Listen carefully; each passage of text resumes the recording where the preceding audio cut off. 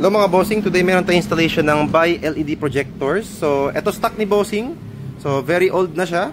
Tapos, ito yung kinabit ngayon na bago. So, mamaya, test natin yung difference compared dun sa stock. So, ito siya, kabila. Ganyan yung forma niya. Versus, kapag upgraded ng mga bossing, projector na siya.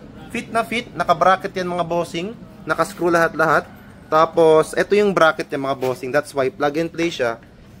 As you can see mga boss, magkaparehas po yan. Yung forma ng bracket. Yan. Kaya 100% plug and play.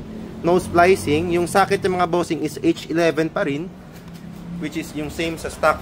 So ganyan siya mga boss. Plug and play siya. Kumbaga male and female socket, isasaksak lang. Tapos ilaw na yun agad mga bossing. So test natin. So i-align pa yan mga bossing. But as you can see, may buga na siya. Compare nyo dito sa kabila, naka-on na yan mga boss, but wala po siyang output. Compare nyo pa dun sa kabila. Meron pa tong high beam feature mga boss, which is mamaya papakita ko sa inyo. So, this is the output mga bossing. So, yung sa baba is fog light. So, pag nag-high beam sa headlights, yan, sumasabay si fog lights mga bossing. So, as you can see mga boss, broad daylight lang, but the output is already there. Kitang-kita nyo po mga bossing na gaano kaganda yung performance na ano natin. Projector na bi-LED. So ito siya mga bossing. Close look.